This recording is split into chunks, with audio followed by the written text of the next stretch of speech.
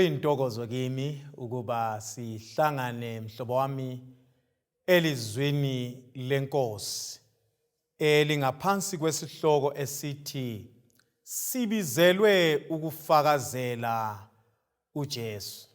Sibizelwe ukufakazela uJesu. Asikhuleke. Baba wethu osezulwini, malihlonitshwe lidunyiswe igama lakho. Nanti thuba lenkonzo eqhakathekileyo lapho usikhumbuza ukuba usibizele ukuba sifakaze ngawe. Khulumisana lathi ngelizwi lakho ngendlela othanda ngayo. Esikhatshana isifitshane Nkosi umhlaba ufinyelele lelizwi lakho kwande kufike ukuphela. Thandazo ukukholwa. Egameni lenkosi yethu Jesu siyakhuleka. Amen. Sithatha leli thuba ukuba sifunde encwadini yemsebenzi yabapostoli. Funda incwadi amsebenzi ngu-1 ivesi ilingelika 8. Ithi, kodwa lina lizakwamukela amandla esefikile phezu kwenu umoya ongcwele. Libe ngofakazi bami eJerusalema lakulo lonke elaseJudiya laseSamariya kuze kube semikhawulweni yomhlaba. uNkulunkulu angani angabusisa ukufunda kwelizwi lakhe. Ngubani lo okukhulunywa ngaye ukuba esefikile? IBhayibhili iveza uNkulunkulu umoya ongcwele ethenjiswa nguJesu. uJesu ukhuluma labafundi bakhe amazwi okugcina abanike isithembiso andubana enyuke aye ezulwini. Khumbula lokho. IBhayibhili ku-Old Testament sithola uNkulunkulu Baba ethethe i-center stage. Kuma-Gospels sihlangane loJesu ephethe i-center stage. Nxa kufika kule imisebenzi yabapostoli, kule transition, uyasuka uJesu, uyenyuka uyezulwini, uchiya umsebenzi wakhe usezandleni zabafundi abesebathembisa ukuba ngiza kulichiyela umoya ongcwele, uNkulunkulu umoya ongcwele. Nxa ethembisa uNkulunkulu umoya ongcwele, uyabavezela ukuba nxa beke babona imisebenzi emkhulu eyenza yena uJesu, bona bazakwenza imisebenzi edlula lapho. Ake sikhangele incwadi kaJohane ngu-14 ukuqinisa la amazwi alesi sithembiso. Uthi kuJohane ngu-14 ivesi ngelika 12 usiya ku-16. Lithi iBhayibhili, ngiqinisile ngithi kini, okholwa kimi imisebenzi engiyenzayo uza kuyenza laye, lemikhulu kulale uza kuyenza ngoba ngiya kuBaba. Loba yini elikucela ngebizo lami ngiza kuyenza ukuze uBaba adunyiswe endodaneni. Uba licela ulutho ebizweni lami ngiza kulwenza. Verse 16, ngiza kucela uBaba aliphe omunye umsizi ukuba ahlale lani ngokuphela. Yekela ke ngifake umzila ngaphansi kwebala elithi, ngiza kucela kuBaba omunye umsizi. Okuyikuthi uNkulunkulu umoya ongcwele kamncinyane, hayi uNkulunkulu ngokugcweleyo. So-ke uJesu usithembisa ukuba le imisebenzi ayenzileyo, thina abalandeli bakhe, thina ofakazi bakhe, lathi ngokwethu siza kuyenza le imisebenzi. Haleluya. Okuyikuthini uJesu ukhuluma amazwi athi, mina ngasilisa abagulayo, mina ngavusa izigoga, mina ngavula amehlo eziphofu, mina ngavusa labasethuneni. Ngezinye indlela yonke le imisebenzi eliyibone ngiyenza ngikuona lo mhlaba, lani liza kuyenza lapho esefikile uNkulunkulu umoya ongcwele njengokwesithembiso. Silapha ke sihlobo sami esithandekayo ukuba sazisane, sikhumbuzane ukuba lolu thumo esiluphiweyo singesabi ngoba kasisodwa. uNkulunkulu umoya ongcwele ukunye lathi ukuba sibone le imisebenzi isenzakala. Engifisa ukuba wena lami sikunanzelele ukuthi uNkulunkulu umoya ongcwele nxa singafisa ukwazi ngaye kunengi esingakwazi. Asazini ukuba uNkulunkulu umoya ongcwele kayisimoya nje. Ngiyangizwa abanye besithi bona bawuthumela umoya. He's not a force. Hayi, uNkulunkulu umoya ongcwele is a person. Not only that, he is God. UNkulunkulu uqobo lwakhe. uNkulunkulu umoya ongcwele esinye sezimilo zakhe engingathi ngama attributes ngolimi lwesilungu yikuthi is omnipotent. uNkulunkulu umoya ongcwele ulamandla. So uJesu uthena yena ngakho ke lina lizakwamukela amandla ngezindlela. Kulezinye izinto engiyizo zona engizimisele ukuba ngizinike lina lani libe lazo. Ngizakulinika amandla njengoba ngingumnini mandla. Lo uNkulunkulu umoya ongcwele siyathenjiswa ukuba amandla okwelapha sizakwaphiwa, amandla okuchumayela sizakwaphiwa, amandla okuphila impilo eqotho sizakuphiwa amandla okuba sizwisise ilizwi likaNkulunkulu. Lapho silishumayela sizakukhunjuzwa imfihlakalo le ebesiyifundile silungiselela lokhu kuvangela. Ngilapha ukumemezela mhlobo wami ukuba ungesabi ukusukuma ube ngufakazi ngoba lo okubizayo ukubizela ukuba wenelise umsebenzi. Simfakazela njani uKristu? Number 1, uKristu simfakazela ngendlela esiphila ngayo.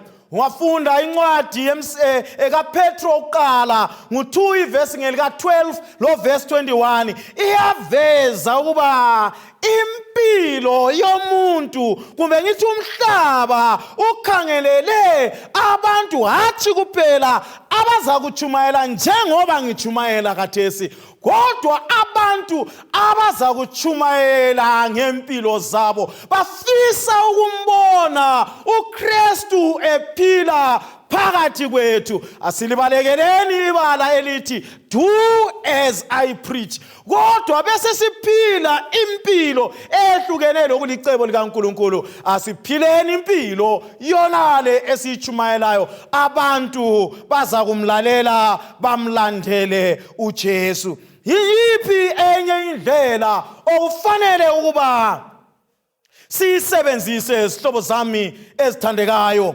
Yikuba nxa simfakazela uKristu Jesu asimfakazeleni la ngendlela esigqoka ngayo, indlela esikhulumisana labantu ngayo, indlela esingabe sifakaza ngayo. Abantu batsho ukuthi umuntu lo akayedwa. Ungakhangela leli gama elithi maKristu silithola ngemva kokuba umhlaba nxa wawukhangele, abantu bekhangele bebona impilo zabapostoli bathi hayi, laba bantu bangamaKristu ngoba impilo kaKristu siyayibona empilweni zabo. So ke ngezindlela, indlela esibonakala ngayo ebantwini ilakho ukulithengisa ivangeli kumbe ukulichitha ivangeli. Singamfakaza kanjani? Singafakaza ngendlela esiphila ngayo kumbe the way we act, indlela esibamba ngayo imsebenzi. Khangela lapha. iBhayibheli encwadini kaJohane wokuqala ngo-2 ivesi ngelika 15 usiya ku-17 iyaveza ukuba asingawuthandi umhlaba lezinto ezikiwo umhlaba. Izulu liyadana lapho siphila impilo enhlangothi zimbili. Impilo ngelinye ilanga utholakala usezimbazweni, ngelinye ilanga utholakala usemakhasini, ngelinye ilanga utholakala usezintweni ezesabekayo uze uwenze izinto ezihlasimulisa umzimba. Kodwa ngempela viki utholakale umi ushumayela ivangeli. Hayi, kasiphileni impilo ukuba nxa sikhetha ukuphila ngokuqotho langobungcwele umhlaba utsho ukuthi ngempela laba bangabalandeli bakaKristu Jesu. Singamveza kanjani uJesu Kristu empilweni zethu? Ungakhangela incwadi yemsebenzi ngo-3 ngibona amadoda amabili oPetro nxa besiyangena endlini yokukhonza bayafika esangweni elihle. Nasi indoda iyababona, bona amadoda amabili ikubone ngempela ukuthi la yikho engizakuthola khona usizo. Usizo lwami ngizakuluthola kula amadoda. Ngiyabezwa ngesibindi esikhulu bayayibuza lindoda, fisa sikwenzeleni? Indoda le ikhanye ifisa ukuthola inzuzo, bese beyiphendula, zwana ndoda, isiliva legolide kasilakho, kodwa lokhu esilakho siza kukunika khona. Ngegama lenkosi uJesu waseNazaretha, sukuma uhambe. Besitsho njalo bembamba ngesandla sokunene, besukuma laye. Nasi indoda layo ingena ethempelini. Ngilindele isuku zokubona abantu mina lawe sisukuma simphakamisa uJesu ngokukholwa, abanengi bathole impilo. Khangela phela insuku esiphila kizo, abantu badangele, abantu badlula phakathi kwensizi, abantu badlula kuzinhlupho ezinzima bayabalisa. Umbuzo wami ukuthi bangaki abantu ophambana labo usuku ngosuku, wehlukane labo ungazange wadala umahluko njengomfakazi kaJesu Kristu, ngendlela ophila ngayo, ngendlela okhuluma ngayo, ngendlela eveza ukuba wena uyincekukazi kaNkulunkulu. Wisikhathi manje lapho kufanele sisukume simfakazele uJesu. Yiphi enye indlela eyokumfakazela? Siyamfakazela ngendlela esipha ngayo.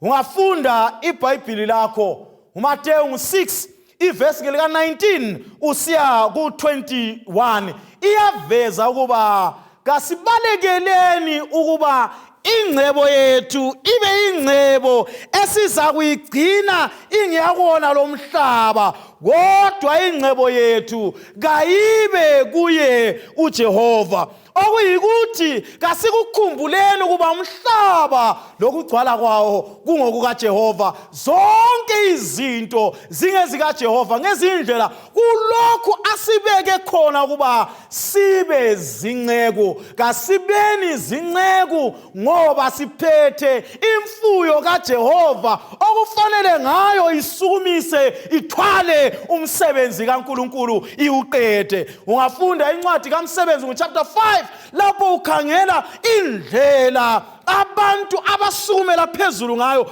bakhetha ukuba bafakazele uNkulunkulu ngayo. Siyayithola indoda uthiwa nguJoseph lapha, iyasukuma iyathengisa inotho yayo, iyathengisa amaplazi, iletha inotho endlini yenkosi. Hamba vangeli, hamba vangeli, hamba vangeli. Okuyikuthi inzuzo yakho ilakho ukuba iyefika lapho ngeke wafika khona, iyefika kwamanye amazwe, ihambise ivangeli. Manengi ama-missionaries out there abazimisele ukuphakamisa umsebenzi kaNkulunkulu. Sukuma lenzuzo yakho usebenzele uJehova. Sihlobo sami, esithandekayo.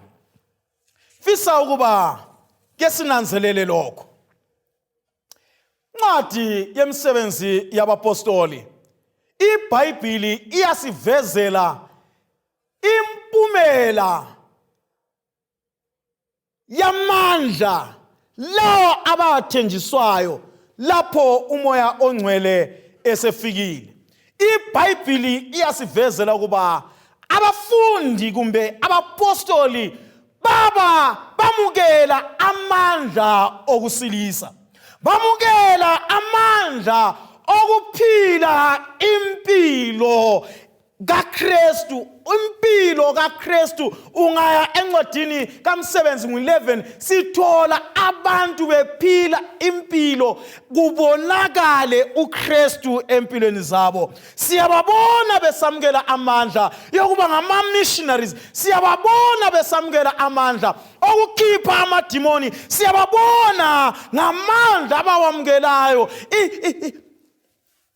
Amajele evuleka kuze kuthi labomlindi ntilongo bahlangane loJesu, ngoba sekube lezibothwa ezibotshelwe ivangeli ziphakathi khonapho zaqunjwa zabilwa yikuphakamisa ivangeli. Okuyikuthini wena lami kungakhathalekile umumo esibhekana lawo, kungakhathalekile izehlakalo esikuzo, singamphakamisa uJesu. Abanengi basindiswe emumweni onzima esidlula kiwo. Mhlobo wami othandekayo, silakho ukuba samukele amandla okuba sisezinhlungwini lezinkathazweni simphakamise uJesu. Abafundi bamukela amandla okuba ingcebo yabo bayifake emsebenzini wenkosi, bamukela amandla okumela iqiniso bema ngamazwi athi thus says the Lord. Ngakuyikubotshelwa uJesu lo esimfakazelayo siza kumbotshelwa. Nxa wena ungakawamukeli amandla uzabaleka sekuthiwa defend your faith, you run away, uzabaleka. Kodwa nxa amandla esefikile uzakuma utsho uba loba ngomlilo ngovuma. Sibona abafundi kumbe abapostoli besamukela amandla lokuvusa abafileyo. Lalela mhlobo wami, nxa ubona lezi zehlakalo zenzakala ngesikhathi sabapostoli, ukuza kwenkosi sekumachi okudlula isikhathi sabapostoli. Lo msebenzi kufanele uphutshe. Leli vangeli lombuso selifanele lifike emikotweni, lifike ezindlini, lifike ezimbalwa, lifike lapho okulabantu khona eduze khatshana emakhaya lakuzo zonke izindawo ongazibalisa. uJehova ubiza wena, ubiza mina ukuba sisume siphakamise leli vangeli. Ngiyazibuza ukuthi nxa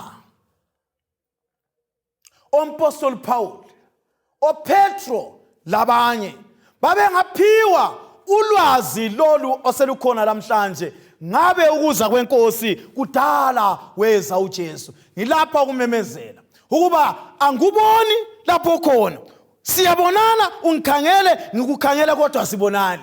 Ngilapho ukumemezela ukuthi khathesi sekulula uba ngesikhatshana ivangeli ulapho okhona liyafika eAmerica, liyafika eAustralia, liyafika eSomalia, lisuke lapho liyafika eboya bembuzi, emadlambuzi, esonkonkoni, emakhaya ongawabalisa alamabizo ongawadinga wathini, kodwa ungazange wababona laba bantu. Finyelela umuntu ngeWhatsApp, finyelela umuntu ngeRadio, finyelela umuntu ngeFacebook, Twitter, ngakho konke ama-social media networks. Lalela wena, ungadobha ifoni yakho, kulabantu abanengi abasefonini yakho. Laba bantu uthunyiwe nguJehova ukuba batshele ngoJesu, baphakamisa ivangeli, ngoba ngalelo lizwi langaleso sikhathi banengi abaya kudonselwa ngakuye uJehova. Ngilapha siyamemezela mhlobo wami othandekayo, sifika ekuphetheni kwembali yomhlaba, uJehova uyakubiza ukuba ngena endimeni. Ungesabi ukuba uyagagasa, babegagasa oMoses. Ungesabi ukuthi umncinyane, babe bancinyane oJeremiah. Ungesabi ukuthi umncinyane, babe bancinyane oTimothy. Sukuma. Ungesabi ukuthi umdala uJohane waba ngumfundi wokucina. Ekucineni bonke abanye sebefile. Nanguyana uyaliphakamisa ivangeli. Ungathi hayi amadola yala, ukhonapho, phakamela uJesu. Kwande kufike ukuphela. Kulabanye abantu abangafinyelelwa nguwe, mina ngingabafinyeleli. Kodwa wena uJehova ukubekile ukuba sukuma lapha kumemezela. Siza kwamukela amandla lapho umoya wengcwele esefikile phakathi kwethu. Siza kubilwa livangeli, siswele ubuthongo ngabantu abafela esonweni. The more umphakamisa uJesu, the more ezidonsela abantu ngakuye. Akucabange umuntu oyakufa kusasa, umuntu oyakufa phambi kwakusasa, ophambane laye, that person awuzi ukuhlangana laye futhi nampela empilweni. Ngilapho kukunxusa, sukuma unjalo, lalokho okuncinyane okwaziyo, lalokho okwamukele ngoJesu. Usukumele uJesu, uthi mina ngiza kukwenza ube ngumgoli wabantu. Awusifiso sakho yini sokuthi Nkosi ngisaphila, ungiphile insuku ezimbili ezintathu zokuphila. Ngicela ukuba ngikufakazele uba kuyisifiso sakho. Ngifisa singene ethubeni lomthandazo. Sicela ukuthi uNkulunkulu asinike amandla okuba sichumayele ivangeli, sichumayele ngendlela esiphila ngayo, sichumayele ngendlela esipha ngayo, sichumayele ngengcebo yethu, sichumayele ngendlela esigqoka ngayo, sichumayele ngendlela esiphila ngayo, sichumayele ngendlela esenza ngayo izinqumo. Kungaba semulini, kungaba sezihlotsheni, kungaba semsebenzini, kungaba kulabo esifunda labo, kulabo esiphila labo. Asisumeni samukele lolu bizo, samukele lesi sithembiso. Siyakhuleka. Baba wethu osezulwini, malihlonitshwe lidunyiswe igama lakho. Nangu umntana wakho engikhuleka laye manje. Ngicela isibusiso esivela ngakuwe. Thembisile ukuba sizakwamukela amandla esefikile umoya wengcwele. Sekukade lindile.